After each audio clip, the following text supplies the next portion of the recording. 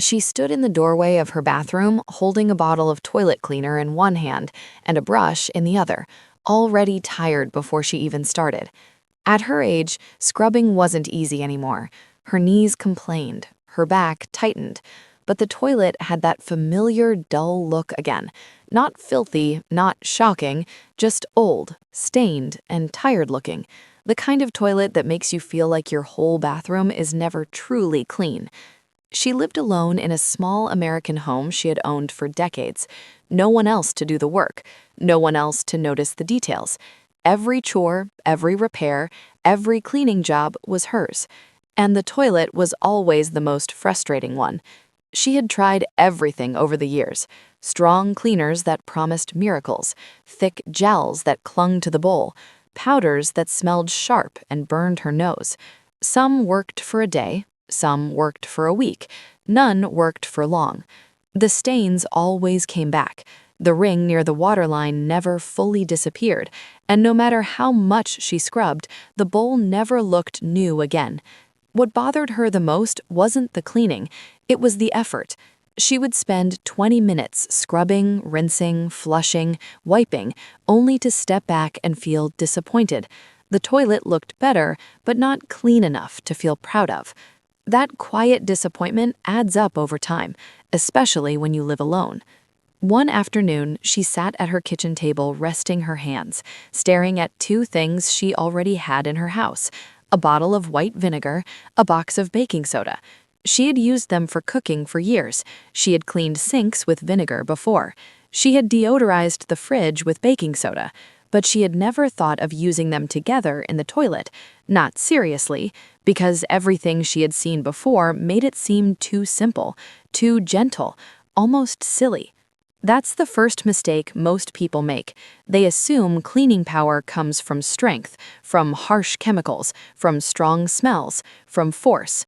But real cleaning, the kind that actually removes stains instead of hiding them, works differently. It works quietly, and it works slowly at first. What she didn't know yet was that her toilet wasn't dirty in the way she thought. It wasn't stained by dirt, it was stained by minerals. Hard water minerals slowly build up on porcelain surfaces. Calcium and magnesium bond to the bowl over time, creating a rough, microscopic layer.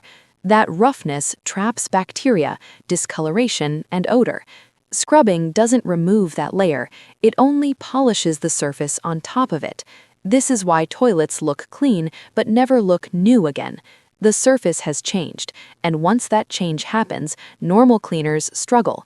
Vinegar works because it's acidic. Baking soda works because it's alkaline. When they meet, they create a reaction that loosens mineral bonds, not instantly, not explosively, but effectively. Most people get this wrong. They pour both in, watch the fizz, scrub immediately, and flush. That's entertaining, but it's not effective. The reaction needs time. That day, the woman didn't rush. She remembered how tired scrubbing made her feel, and she decided to try something different. She flushed once to lower the water level. Then she slowly poured vinegar around the bowl, watching it coat the stained areas near the waterline. She didn't scrub. She didn't panic. She just waited. Waiting is uncomfortable when you're used to working hard, but waiting is where the real cleaning happens. As the vinegar sat, it began seeping into the mineral layer. You couldn't see it happening. There was no dramatic change, no instant brightness. But underneath the surface, the acid was doing something important. It was weakening the bond between the stain and the porcelain. After several minutes, she sprinkled baking soda gently over the same areas. Not a dump, a sprinkle, enough to cover the stains without washing the vinegar away. That's when the fizz began. Soft bubbles, a quiet reaction. Nothing violent, nothing scary. That fizz wasn't cleaning the toilet by itself. It was creating movement. Tiny vibrations that helped the vinegar reach deeper into the mineral buildup. This is the part no cleaner bottle explains. The goal isn't foam, the goal is penetration. As the mixture sat, she noticed something subtle. The stains didn't vanish, they softened. The sharp edges of discoloration blurred. The bowl looked calmer, less stubborn. She waited longer than she normally would. 10 minutes, then 15. She used that time to rest. No scrubbing, no bending, no effort. When she finally picked up the brush, she expected resistance. She expected the same old fight. Instead, the brush glided. The stains lifted with almost no pressure, no force, no strain, just gentle movement. This is the moment that surprises people the most. Cleaning doesn't have to feel like work to work. As she flushed, the water washed away residue that had been clinging to the bowl for years. The porcelain underneath looked brighter, smoother, closer to how it looked when the toilet was new. Not perfect, but honest. She stepped back, and for the first time in a long time, she smiled at her toilet, not because it was shiny, but because she hadn't suffered to clean it. What she didn't realize yet was that this simple method was doing more than cleaning. It was resetting the surface, removing the very layer that caused stains to return so quickly. Most people stop here and feel satisfied, but she didn't, because she noticed something else. The toilet stayed clean longer. Days passed, then a week. The ring didn't come back as fast. The waterline stayed clear. That's when she understood something important. She hadn't just cleaned the toilet, she had changed how it behaved. Why vinegar and baking soda actually work, and why most people use them wrong.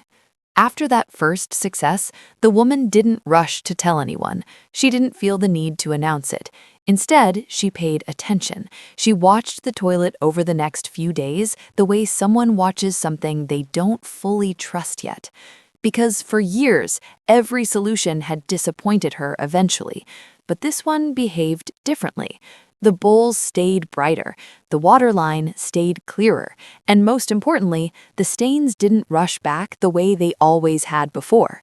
That's when curiosity replaced doubt. She wanted to understand why. Most people think vinegar and baking soda clean because they foam. That dramatic fizz makes it feel powerful. But that reaction alone is not what cleans your toilet. In fact, if used incorrectly, the fizz does almost nothing. This is where most advice fails people. Let's break it down simply. Hard water stains are not dirt. They are mineral deposits. Those minerals bond to porcelain over time, forming a tight grip that normal cleaners slide right over. Scrubbing only polishes the surface of that buildup. It doesn't remove it. Vinegar works because it's acidic. Acid weakens mineral bonds, but acid needs time. If you flush too soon, scrub too early, or dilute it with too much water, you stop the process before it finishes. Baking soda, on the other hand, is mildly abrasive and alkaline. It doesn't dissolve minerals by itself. Its role is different. It creates gentle friction after the acid has done its job. And when vinegar and baking soda are combined correctly, not rushed, they help loosen and lift stains instead of forcing them. The woman realized something important. Every time she had tried this method before, she had rushed it. She poured both in quickly, watched the fizz, scrubbed immediately, flushed. That felt productive, but it killed the chemistry. This time, she changed the order. She always started with vinegar alone. She poured it slowly around the bowl, especially near the waterline where stains were worst. She made sure the vinegar touched the porcelain directly, not just the water. Then she waited. Not seconds, minutes. Waiting allowed the acid to soak into the mineral layer. You don't see anything dramatic happening during this stage, which is why most people think it's not working. But under the surface, the bonds are weakening. This is the most important step. Skip it, and nothing else matters. Only after that soak did she add baking soda. And she didn't dump it in. She sprinkled it carefully, like seasoning food. Enough to cover the softened stains, not enough to neutralize all the acid at once. That balance mattered. The fizz that followed wasn't violent. It was gentle and controlled. That's how she knew it was right. Too much fizz means wasted acid. Too little fizz means poor coverage. What she wanted was steady activity.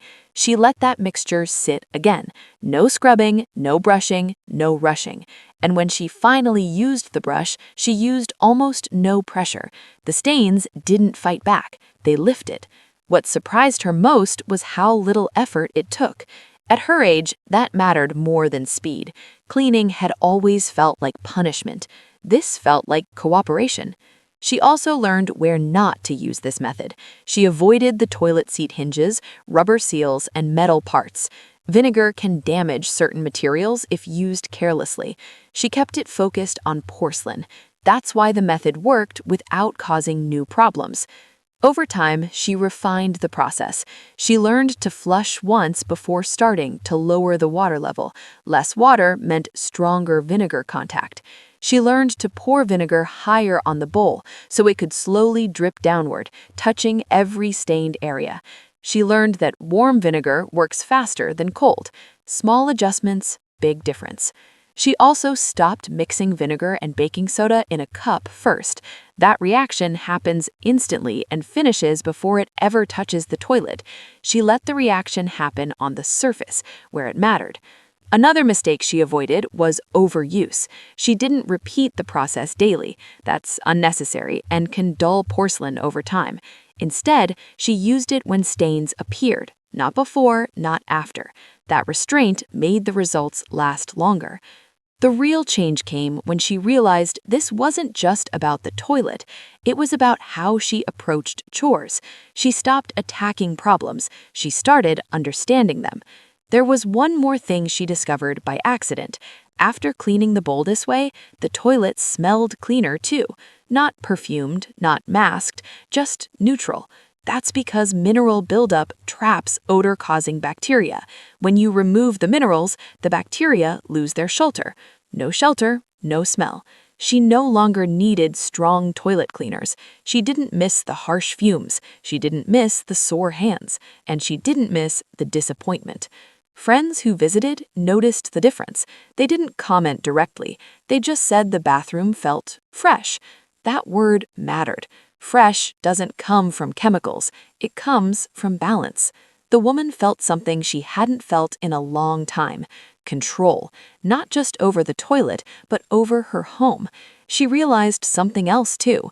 Living alone meant every solution had to respect her energy. Anything that required constant scrubbing wasn't sustainable. This was. And the best part? Everything she needed was already in her house. No special tools, no expensive products, no risk. Just patience and understanding. By the end of the week, the woman stopped thinking about the toilet altogether. That alone told her everything she needed to know. When something is truly clean, it doesn't demand attention. It simply blends back into daily life, quietly doing its job. She didn't feel proud because the bowl was white.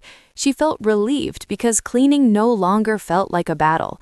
No harsh smells, no sore hands, no wondering if the stains would be back tomorrow. Just a simple method that respected her time and energy. Living alone teaches you something important. You learn that easy doesn't mean careless, and gentle doesn't mean weak. The right approach can do more than force ever will. And sometimes the best solutions are already sitting on your shelf, waiting to be used the right way. If this made your own cleaning feel less overwhelming, then it did its job. You don't need to replace things that still work. You don't need stronger products. You just need a better understanding of how things actually respond. Take it slow. Let the process work, and enjoy the comfort of a home that feels clean without wearing you down. Because a clean home should support you, not exhaust you.